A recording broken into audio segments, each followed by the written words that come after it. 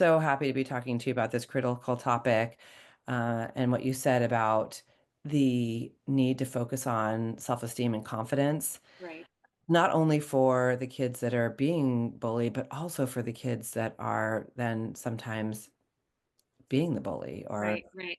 Yeah, being because it all comes down to how you feel about yourself, right? There's a reason why children bully, and it could be because they're trying to survive, thinking that that's the only way that they will be able to survive. It could be because of model behavior at home or by someone that really means a lot to them or has a lot of influence over them. It could be a lack of emotional regulation. And there's an intersection between, bullying behaviors and that emotional state. Like there's definitely a need to look more into that, whether you're the witness of bullying, the perpetrator of bullying, or the victim. All three experience some sort of emotional consequence. yeah, And it's important for us to let our kids know that, um, first of all, if you're the bully, that doesn't define who you are, that you love them regardless, and that the victim doesn't deserve that, and that they can get past this. And the witness has the power to step in a non confrontational and safe way so that they can help the person being attacked. And there are so many ways that you can do that in a very safe way, but I think enough conversation is not out there to give clear examples on how that's happening. And then when you throw in neurodivergence, it is just like a whole nother conversation of like keeping in mind that there's behaviors that you can't assume are happening just because there's a reason why people act the way they are. And it's sometimes best to just give the benefit of doubt because the person's processing could be different than yours, and their reactions to certain things could be because they're just processing things very differently.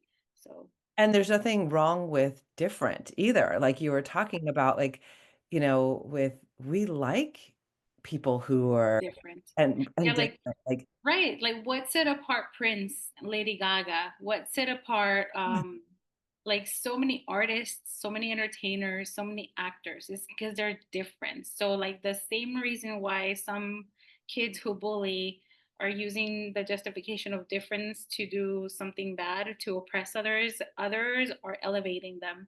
So it's like talk about that cognitive dissonance. What do you believe in? That you're going against. yep. It's really important, and your child is never too young for you to have these conversations. It's all about how you deliver the information. So true. And I love that, like, differences, we have to be comfortable and get curious too, and like learn about what the other people have that is interesting and to offer. The other thing that I was going to say too, when you were talking about like the witnesses, we were, when my sons were in elementary school, we called them like upstanders and bystanders.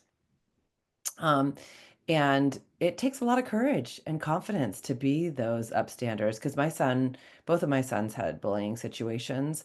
And, the last thing in especially adolescence is you want like that to happen to you.